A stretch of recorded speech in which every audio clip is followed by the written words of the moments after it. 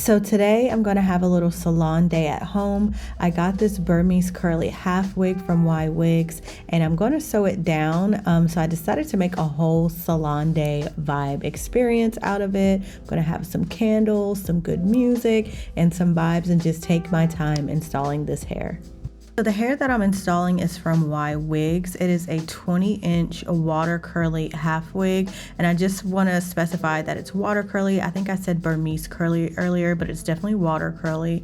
And this is how the wig is constructed with the combs at the top. It's actually 2 combs on each side and 1 comb at the top, and then it is on this thick cap that you can see here, and then it comes on this band that is adjustable to keep it secure on your head, and then it also has a comb at the back for extra security, 2 of these adjustable straps on the sides, and then it also has another adjustable strap down here at the bottom. Well, I guess it's more of a drawstring that you can pull and make the wig tight and secure on your head. So these are the items that they provide with the wig, and it's funny because it's actually everything I need to install, including a rat tail comb, an edge brush, a clip, but I did provide my own thread and needles, and this is just everything that you need for the install. So this is what my braid down looks like, which is not much of anything. I just have 4 braids going to the back and a very minimal leave out in the front. I don't need a lot. I am going to oil my scalp because it's definitely dry. I suffer from dry patches on my scalp, so I have to make sure I keep it moisturized frequently to help prevent that.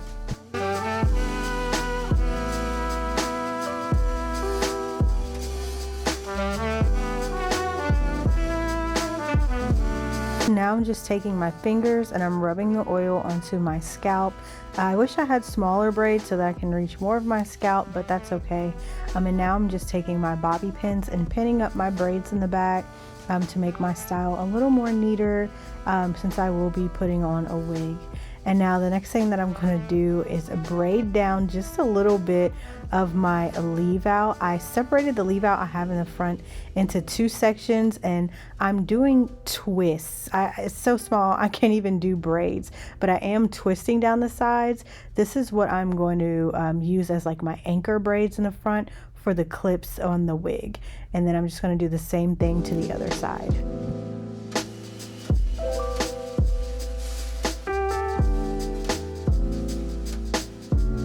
Now I'm taking the wig fresh out of the pack. I didn't co-wash it or anything. I wanted to preserve those curls.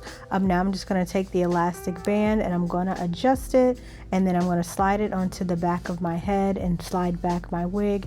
I did tuck in that comb in the back into my braids, and now I'm going to adjust the wig in the front. So I'm taking that first comb on the side and sliding it into my little anchor twist, and I'm doing the same with the comb in the middle, and I'll also be doing the same with the comb at the side. I like that I don't have to do actual braids in order to get the combs to stay. And really I didn't even have to do anchor twists. This was just my decision.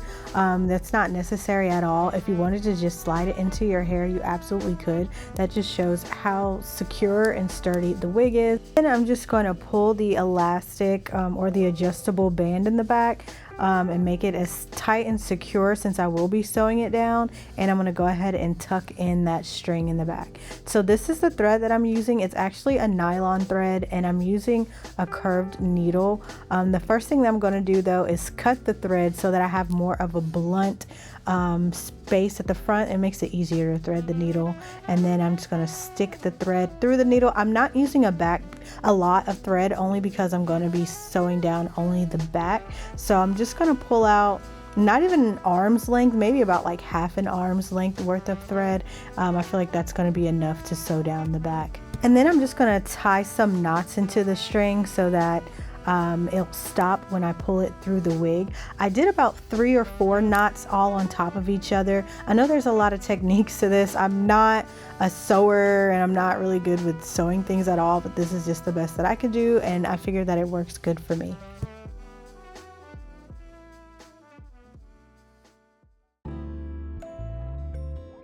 And now it's time to actually sew down the wig. And let me tell you, I was really intimidated at first because I am not a sewer. I'm not good at sewing weave, like I don't do sew-ins. But when I tell you it's really simple to sew down a wig, you do not have to make it perfect at all. Only thing I'm doing is just threading the needle through the wig and through my back braid and going and looping it around. I know some people have a technique of threading the needle and then kind of making like a knot with each one. But since it's a wig and I kind of want to take it off in a couple days at night, I don't want to make the threads too tight. I don't plan on wearing it that long, but if you do plan on wearing it longer, definitely make it more secure. And this is what worked for me, and this is what the back is looking like. As you can see, it's really secure. When I try to tug it, it doesn't lift up at the back. Next, I'm going to get into styling the wig, or styling my leave out, sorry. Now I am putting heat on my natural hair only because I want to swoop my edges and do my edges, and I feel like it looks a lot better when I tame my leave out. But please know that you do not have to do this with this type of wig. You can leave your edges natural. And now I'm just pulling apart the curls. This is the only thing I'm going to do to the curls. I'm not going to put mousse on it or water or nothing like that. I'm going to wear them in their natural state. Now I'm going to be styling my leave out. I'm using my edge booster and I'm going to swoop my edges in the front. If you don't want to swoop your edges, you don't have to, by all means. I know not everybody likes edges. You can just take your edge control and push your hair back. I do recommend maybe using some edge control though, just to slick down the front. If you leave out only a little bit of hair in the front, it'll look really good. If you just slick it down, it'll help it look more natural. But this is the final look of the hair. It's so soft, it's so thick. If you want a more versatile look, definitely leave out more hair around the perimeter. You can do so much with this hair. All the information is linked down below. But thank you guys so much for watching this video. Adios until next time.